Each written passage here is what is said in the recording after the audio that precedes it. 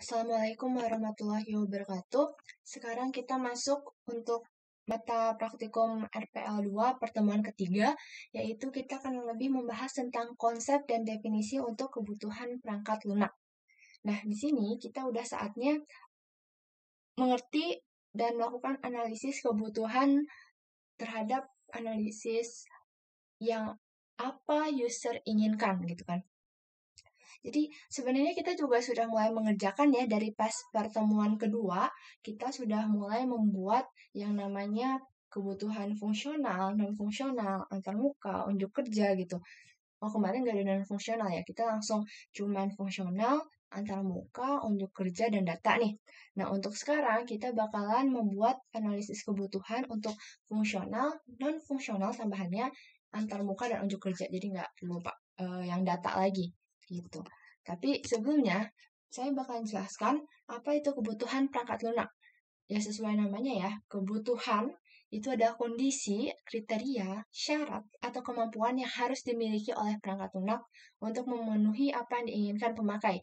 Jadi jika perangkat lunak tersebut tidak ada kondisinya atau syaratnya gitu kan, yang dimiliki oleh si perangkat lunak itu sendiri, berarti perangkat lunak itu belum memenuhi kebutuhannya gitu. Lalu terdapat 3 jenis kebutuhan perangkat lunak. Jadi ada fungsional, antarmuka, dan unjuk kerja. Tapi nanti kita lakukan yang non-fungsional juga ya.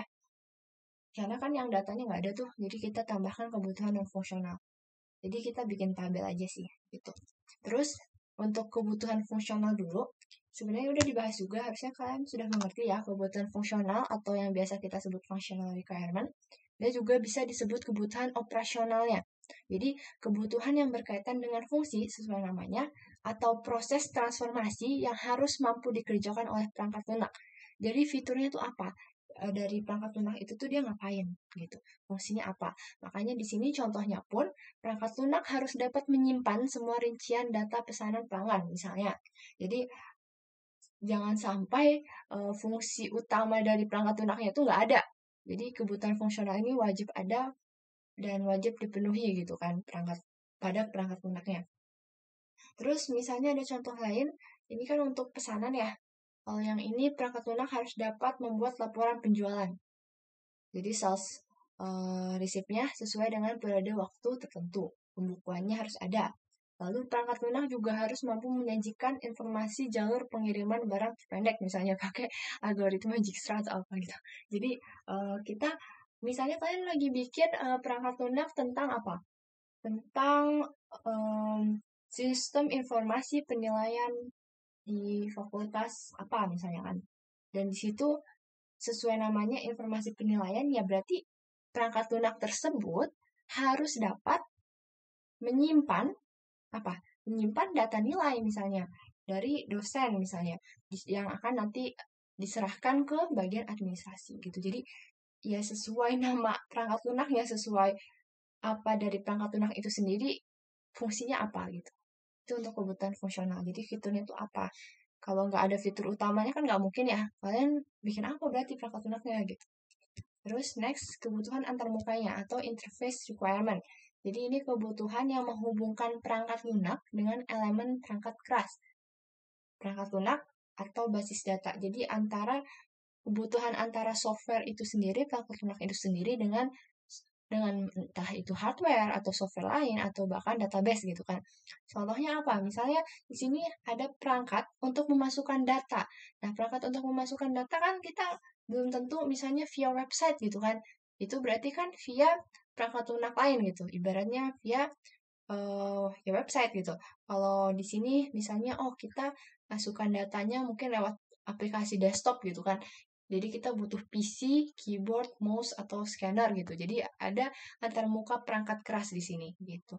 Atau misalnya kita butuh akses ke basis data dan kita butuh namanya ODBC yaitu Open Database Connectivity. Ini berarti contoh dari antarmuka perangkat lunak. Jadi kebutuhan dari perangkat lunak itu sendiri saat dia berkaitan atau berinteraksi dengan elemen lain, yaitu yang ada di sini ya, perangkat keras, perangkat lunak atau basis data, itu masuk ke kebutuhan antarmuka. Gitu. Jadi ya pasti biasanya kan software kita mungkin, oh dia butuh masukkan data via kita ketik input gitu kan. Dengan keyboard ini kan pasti ada nggak sih? Terus atau nggak butuh kita klik tombol submit-nya atau login misalnya dengan menggunakan mouse gitu. Jadi depends, tapi biasanya yang perangkat keras sih ada terus.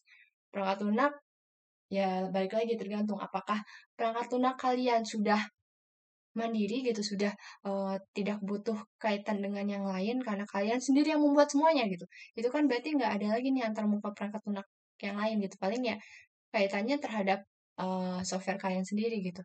Tapi kalau misalnya kalian butuh, misalnya dia harus connect sama PP gitu kan, terus kita harus pakai MySQL dan bla bla bla. Nah ini bisa nih kalian tambahkan ke antarmuka perangkat lunak gitu. Untuk kebutuhan unjuk kerja atau kita biasanya sebut performance requirement, di sini kebutuhan yang menetapkan karakteristik unjuk kerja yang harus dimiliki oleh perangkat lunak.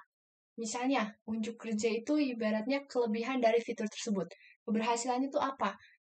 Bagusnya itu apa gitu. Di sini ada misalnya kecepatannya, terus latensinya misalnya, kan tepatannya, frekuensinya gitu. Contohnya misalnya, oh unjuk kerja dari fitur misalnya tadi sistem informasi penilaian ini adalah perangkat lunak ini sudah bisa mengolah data sampai 1 juta record nilai gitu misalnya. Kalau di sini mengolah data 1 juta record untuk tiap transaksi. Mungkin ini perangkat lunak penjualan gitu kan. Terus ada juga perangkat lunak harus dapat digunakan oleh multi-user sesuai dengan otoritas yang diberikan pada user. Jadi ya bisa multi-user nih perangkat lunaknya atau ya yang lain tergantung kelebihan dari perangkat lunak kalian sendiri lah ya. Kalian yang tahu. Tapi gini, untuk ACT nanti saya tunjukkan, tapi kita lebih fokus untuk menganalisis studi kasus yang bakalan saya tunjukkan gitu ya. Untuk LA-nya, kalian cukup tambahkan satu hal, dan ya sudah, kalian juga boleh tambahkan progres kalian gitu ya. Progres perangkat lunaknya. Tapi untuk pertemuan ini kita bakalan mempelajari studi kasus, bukan fokus ke project kalian sendiri. Oke? Di sini terdapat pentingnya kebutuhan. Kenapa kita butuh membuat kebutuhan ini gitu, mendefinisikan kebutuhan apa saja, analisis yang kita butuhkan tuh apa aja sih biar perangkat lunaknya jadi gitu. Karena kalian bisa lihat, jadi kan perangkat lunak itu dibuat berdasarkan sebuah studi kasus, ada masalah yang ingin kita pecahkan gitu kan. Dan untuk memecahkan itu, kita butuh requirement specification. Spesifikasinya apa saja yang cukup untuk menyelesaikan masalah tersebut gitu kan. Ada ya spesifikasi secara benar dan secara erroneous gitu kan. Terus kalau di sini sih apa ya, kita lebih fokus ke intinya jika kita misalnya melakukan requirement specification design, ini kan tahapan SDLC-nya ya, berbagai tahapan SDLC, tapi kita tidak melakukannya secara benar misalnya kan, tidak menganalisis kebutuhannya terlebih dahulu. Yang terjadi adalah terdapat error terhadap masalah desain, terhadap ya hidden error, bug gitu kan. Jadi endingnya nanti jadi tidak perfect gitu, ibaratnya produk dari program itu sendiri, dari perangkat lunak itu sendiri gitu. Jadi ya makanya kita butuh sama juga sih kayak SRS. Kenapa kita buat SRS gitu? Biar kita buat perangkat lunaknya sesuai dengan keinginan user. Jadi semua senang, hati senang gitu, gimana sih? Nah, untuk ini juga kenapa kita butuh analisis dulu biar kalian bukan membuat perangkat lunak yang sia-sia misalnya, atau misalnya kalian mengerjakan sebuah perangkat lunak terus baru jadi 3 tahun misalnya. Tahunnya pas 3 tahun ke depan udah nggak zaman tuh misalnya pakai desktop, tapi kita butuhnya pakai website misalnya. Itu kan berarti kebutuhannya nggak nyampe gitu. Yang dia harusnya fiturnya lewat website gitu, ini dia buat dari lewat desktop gitu. Ujungnya ya nggak laku perangkat lunaknya, nggak perfect segala macam gitu. Makanya kita butuh analisis kebutuhan dulu gitu. Ya. Dan biar apa? Biar nanti pas kalian bikin fitur, bikin program itu sesuai. Misalnya tadi kalian bikin kebutuhan fungsionalnya apa aja, itu kan jadi kelihatan tuh yang kalian buat tuh apa aja gitu dalam perangkat lunak kalian. Dan fungsional kan tambahannya kira-kira ada kebutuhan apa lagi nggak gitu. Terus kalau unjuk kerja ya tadi, kelebihan dari fitur-fitur kalian. Jadi kan kalian juga tahu persis target kalian tuh apa sih membuat fitur ini gitu. Oh saya mau kecepatannya begini dan bisa save record data sebanyak ini gitu kan. Jadi kalian tuh tahu target kalian sendiri. Dan terakhir antar muka sih ya kita kan kalau bikin perangkat lunak ya pasti biasanya ada antar mukanya, ada interface-nya gitu kan. Ya mungkin kalau nggak ada yang kita lakukan dalam perangkat lunak kita gitu, pasti ada yang diklik lah ibaratnya gitu. Sama data sih, cuman kalau data kita nggak perlu di sini. Data kan ya kita sudah ada nih datanya, jadi kita cukup lihat kebutuhan perangkat lunaknya apa aja. Dari yang tadi fungsional, non-fungsional, antar muka, sama unjuk kerja. Nah, ini ada dampak kesalahan dari penentuan kebutuhan perangkat lunak. Misalnya kita salah menentukan kebutuhan kita. Jadi ini kan kita hanya membuat kebutuhannya saja, hanya menganalisis kebutuhan. Jika kalian misalnya, saya mau tambah-tambahin kak, saya mau bikin fitur ini, ceritanya lagi ambisius banget nih. Sebenarnya perangkat lunak kalian nggak butuh itu gitu, tapi kalian tambahkan semua. Itu kan masih termasuk dampak kesalahan kan?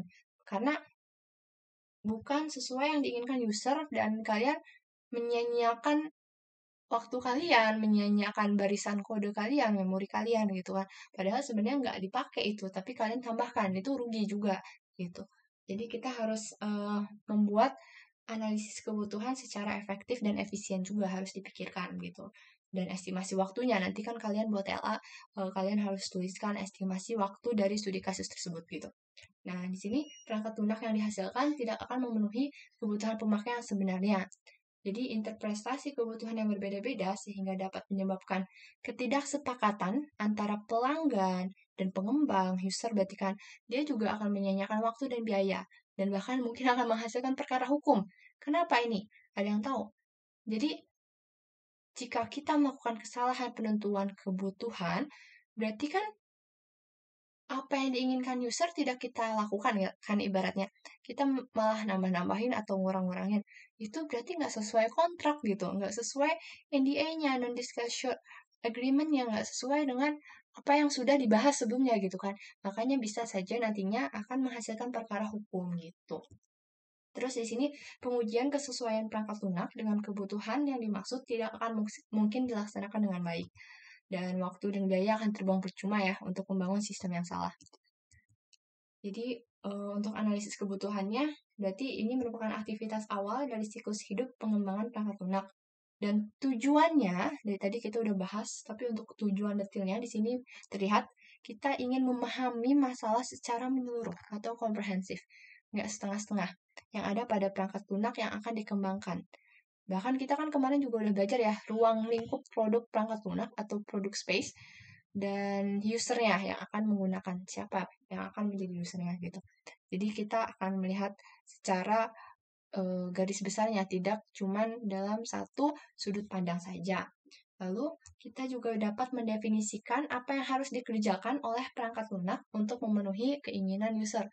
Jadi tadi kalau ini kan berarti fiturnya kebutuhan fungsionalnya itu apa saja gitu agar user senang gitu kan. Next, terus tahapan analisis kebutuhan. Ada berbagai tahapan.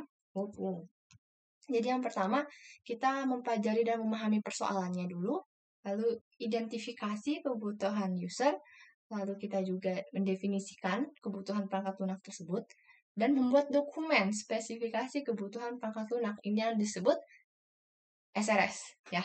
Lalu kita mengkaji ulang atau review kebutuhan, karena kan sebenarnya kebutuhan yang sudah kita buat pun mungkin ada update, ada ya user kan bakalan lihat juga dan ada revisi atau apa. Jadi kita harus nanti bakalan review lagi gitu SRS kita gitu. Terus next, mempelajari dan memahami persoalan. Jadi pada tahap ini seorang analis mempelajari masalah yang ada pada perangkat lunak yang dikembangkan sehingga dapat ditentukan siapa pemakai yang menggunakan perangkat lunak, berarti who, terus di mana perangkat lunak akan digunakan, platform apa gitu kan, ini where, terus pekerjaan apa saja dari pemakai yang akan dibantu oleh perangkat lunak, what gitu kan, di sini juga apa saja cangkupan atau ruang lingkup dari pekerjaan tersebut, dari kebutuhan fungsionalnya, dan bagaimana mekanisme pelaksanaannya, bagaimana step prosesnya gitu kan. Lalu yang kelima, apa yang menjadi kendala masalahnya dilihat dari sisi teknologi yang digunakan atau dari sisi hukum dan standar. Karena kan user kita tuh nggak melulu orang awam gitu, bisa saja mereka memperhatikan sisi hukum juga, karena untuk perusahaan yang besar misalnya kan, pasti mereka memikirkan kontraknya juga, memikirkan apakah legal atau tidak gitu kan.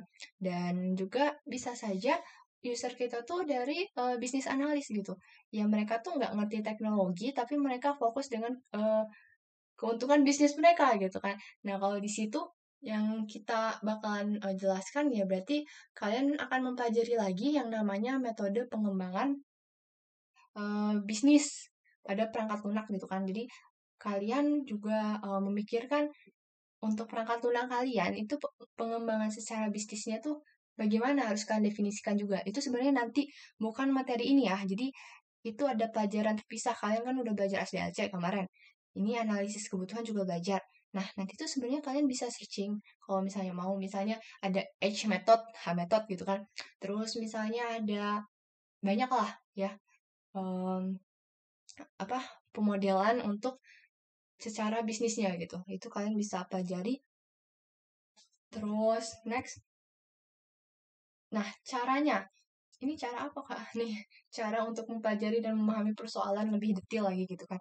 Ini ibarat sebelum kalian membuat perangkat lunak, kalian udah tahu UI UX kan ya? Misalnya kita ada UX researcher gitu, ada UI berarti cuma user interface-nya aja, berarti untuk kebutuhan antarmukanya gitu UI. Kalau yang UX itu lebih ke kita mencari, mendefinisikan kebutuhan fungsional dari target audience kita gitu, dari persona kita, persona pada perangkat lunak yang akan uh, memakai gitu. Nextnya siapa usernya? Kita kan bikin persona dulu tuh kalau kita kerja di UI UX gitu kan. Nah, ini juga sama. Jadi untuk UX researcher kita kan harus wawancara dulu. Apa sih yang mereka butuhkan, inginkan gitu kan. Dan kita juga harus melakukan observasi atau pengamatan lapangan. Kita kumpulkan datanya biar kebutuhan yang kita buat gitu kan itu sesuai dengan apa yang mereka inginkan gitu. Tepat guna gitu. Jadi ini ada kaitannya juga nih sama UI UX. Terus kita juga bisa membuat kuesioner atau membuat list pertanyaan. Ini kan lagi-lagi UX kan, ini mereka melakukan ini.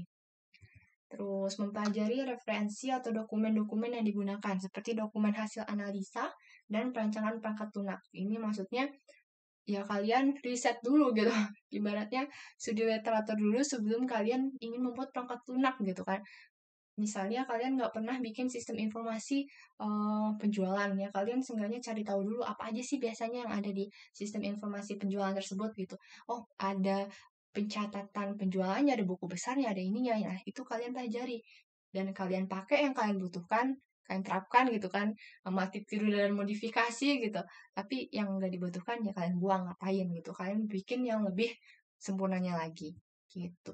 Nah, ini yang kedua, mengidentifikasi kebutuhan pemakai. Pada prakteknya menjadi satu pelaksanaannya dengan pemahaman masalah, hanya saja substansi yang ditanyakan ada sedikit perbedaan. Maksudnya apa? Di sini kita lebih fokus memikirkan inti gitu. Kalau yang tadi kan kita masih observe gitu kan, masih mempelajari gitu, apa masalahnya sih gitu. Trying to figure it out, what's the problem. But kalau yang sekarang, kita lebih fokus ke sudah saatnya pilih gitu. Pilih, oh yang ini nih yang aku butuhkan. Fungsi ini yang harus ada pada perangkat lunak saya gitu. Kan terus, oh ini datanya tuh yang ini nih. Jadi nanti apa saja yang akan diprosesnya juga gitu. Dan kelakuan sistem apa yang diharapkan, maksudnya prosesnya nanti bagaimana gitu kan apa yang terjadi, dan tadi antar muka apa yang tersedia, entah itu secara software, hardware, user interface, atau communication interface. Gitu. Terus yang ketiga, mendefinisikan kebutuhan perangkat lunak. Jadi saat melakukan pengidentifikasian kebutuhan pemakai, informasi yang diperoleh kan masih belum terstruktur.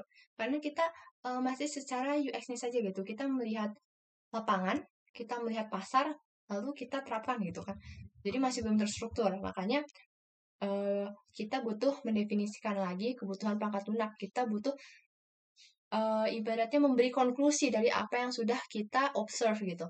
Jadi biasanya pemakai akan mengungkapkan apa yang diinginkan dengan bahasa sehari-hari yang biasa mereka gunakan. Jadi ini kesulitan para UX researcher juga, mereka tuh harus mengamati apa yang mereka maksud gitu, apa yang mereka inginkan. Makanya biasanya sih kalau UX researcher tuh kalau kalian lihat, mereka tuh backgroundnya itu biasanya dari sosiologi, antropologi, atau psikologi misalnya kan. Jadi lebih fokus ke humanioranya gitu, biar mereka tuh bisa mencerna, oh pas user ngomong, aku tuh nggak suka deh yang aplikasi yang begini, kan ngomongnya biasanya kayak gitu kan, nggak eksak gitu, apanya masalahnya gitu kan. Hanya mereka yang akan mendefinisikan kembali apa yang mereka inginkan dan mereka butuhkan gitu. Terus sebagai contoh ungkapan kebutuhan pemakai di bagian akuntansi nih. Itu kan ada orang yang ngomong, saya ingin data yang dimasukkan oleh bagian penjualan bisa langsung di jurnal. Apa ini maksudnya di jurnal gitu kan? Terus informasi neraca keuangan bisa saya lihat kapan saja. Apa neraca keuangan yang dimaksud gitu? Dan apa saja isinya, fiturnya itu apa aja pada neraca keuangan gitu. Terus kapan sajanya itu benar-benar tiap saat atau gimana. Jadi kita harus memberi konklusi lagi dari apa yang mereka inginkan gitu. Nah, ini contohnya tadi. Secara tadi saya menyebutkan data yang dimasukkan oleh bagian penjualan bisa langsung di jurnal. Berarti apa kebutuhan fungsionalnya? Oh, kita harus membuat entry atau input dan rekam data transaksi penjualan agar bisa di jurnal tadi, tanda kutip di jurnal. Terus bisa juga menambahkan fitur atau kebutuhan fungsional lain, yaitu bisa retrieve data transaksi penjualan untuk periode tertentu gitu. Lalu untuk kebutuhan antarmuka pemakai untuk memasukkan dan merekam data penjualan. Karena kan ya untuk melihat data yang dimasukkan ini, untuk melihat secara jurnalnya, secara buku besarnya, ya kita harus bisa menginput dulu data penjualannya gitu. Kita harus masukkan dulu datanya yang nantinya bisa kita lihat gitu. Bisa kita sajikan dan menjurnal informasi transaksi penjualan pada periode tertentu. Jadi selain kita input, ya kita harus bisa mengoutputkan itu. Itu kebutuhannya. Itu. Terus kalau secara unjuk kerjanya, kebutuhan unjuk kerjanya misalnya proses jurnal hanya bisa dilakukan sekali setelah data transaksi penjualan direkam. Jadi cuma bisa ya ibaratnya ini bagus nih. Kenapa? Dia nggak ada duplikasi data gitu. Jadi cuma bisa diinput, ya udah gitu. Kalau misalnya uh, sudah direkam gitu. Terus adanya otoritas pemakaian perangkat lunak dan akses data sesuai dengan bagian pekerjaan masing-masing. Ini maksudnya ya hak akses usernya juga dibuat gitu kan. Itu kelebihan dari perangkat lunak ini. Karena kan kadang ada data yang konfidensial gitu. Ya kan ya istilahnya. Jadi datanya cuman beberapa orang saja butuh, atau bukan yang butuh, yang bisa lihat gitu. Atau ya biar nggak banyak orang, kalau misalnya banyak orang yang bisa ngakses, bisa menambahkan, mengurangi, yang mengedit lah gitu kan. Ya berarti kacau nggak sih nanti kalau mereka salah atau mereka bohong, itu menambah error gitu, menambah kesalahan yang dapat dilakukan oleh manusia gitu. Jadinya datanya sudah tidak akurat lagi gitu. Sedangkan perusahaan kan pasti nggak mau itu gitu. Makanya cuma beberapa orang saja yang sesuai dengan pekerjaan mereka yang bisa akses gitu. Lalu tadi keempat, baru kita buat SRS-nya nih, dokumennya, atau kita sebutnya kalau dalam bahasa Indonesia SKPL gitu kan. Jadi dibuat secara lengkap apa yang dapat dilakukan oleh perangkat lunak itu, termasuk deskripsi lengkap tadi semua antarmuka yang digunakan. Jadi untuk ACT-nya pun kita akan membuat kebutuhan fungsionalnya, non fungsional, unjuk kerja, dan antarmuka. Lalu mengkaji ulang, ini tadi review yang terakhir, yaitu memvalidasi. Kita kaji ulang lagi, kita cek lagi apakah kebutuhan yang sudah kita buat, sudah kita tadi awal kita lihat gitu kan, kita pelajari masalahnya, lalu kita identifikasikan, kita definisikan, kita buat segala macam lah. Itu sudah konsisten belum, sudah lengkap belum, dan sesuai dengan yang diinginkan oleh user. Ya, baik lagi ke user kan. Ya, harus tepat lah, harus sesuai. Terus proses ini bahkan bisa dilakukan lebih dari satu kali, saking kita mau membuat perangkat lunak yang tepat, yang perfect gitu ibaratnya. Dan seringkali bahkan akan muncul kebutuhan-kebutuhan baru dari pemakai. Tapi ingat ya, balik lagi ke kontrak kalian, nego kalian lah. Maksudnya jangan sampai kita mau melakukan semua yang user inginkan, tapi nominal biayanya masih sama ya kan, rugi juga nggak sih, rugi kalian gitu, biaya dan waktu kalian gitu. Ini enggak. Nah, kita langsung ini nih, ini ACT kalian ya. Kalian akan membuat tadi analisis kebutuhan secara fungsional, non-fungsional, antarmuka, dan unjuk kerja pada sistem informasi penilaian di Fakultas Ilmu Terampil yang seperti berikut kebutuhannya gitu kan. Di sini ada fitur-fiturnya, yaitu nanti tujuan kita tuh apa? Oh, kita mau data nilai dari dosen akan diserahkan ke bagian administrasi. Berarti nanti kalian pikirkan tuh apa yang akan terjadi di sini. Fiturnya apa gitu. Terus bagian administrasi nanti akan mencatat nilai-nilai tersebut untuk dihitung nilai akhirnya. Lalu mahasiswa dapat melihat daftar nilai akhir melalui tampilan dan menerima lembar hasil studi yang memuat seluruh mata kuliah yang diambil. Jadi ngeliat rapot lah intinya kan. Terus ketua jurusan juga akan menerima laporan hasil studi. Dari 4 hal ini, inti dari sistem informasi penilaian ini, coba kalian analisis kira-kira fungsionalnya apa nanti. Berarti fitur apa saja yang harus ada gitu dalam perangkat lunak kalian. Dan fungsionalnya tambahan apa saja yang mungkin diperlukan gitu kan. Antarmuka kita juga udah belajar gitu kan. Ini semua udah kalian pernah bikin tabelnya. Kalian udah pernah bikin analisis kebutuhan, tapi untuk proyek kalian sendiri. Nah, sekarang coba kalian pelajari dari studi kasus ini. Kira-kira apa yang kalian butuhkan. Gitu. Terus yang ini nggak usah ya. Ini ya tuh, banyak. Ini kalian sambil diskusi sama teman-teman boleh, tapi jangan lupa bikinnya ya harus beda-beda. Jangan sampai ada yang sama. ACT atau LA sama nanti sama dengan satu nilainya ya. Oke, gitu aja. Nih, saya tunjukkan lagi. Ya, nanti kalian bikin kayak gini lah kurang lebihnya. Nomor, fiturnya apa saja, tapi untuk studi kasus ya, bukan project kalian lagi. Project kalian kan udah nih, kalian udah bikin pas pertemuan kedua. Sekarang khusus untuk studi kasus yang tadi ya.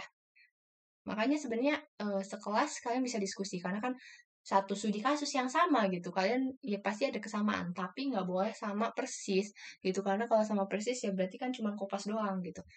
Nah, ini kebutuhan fungsionalnya nanti apa?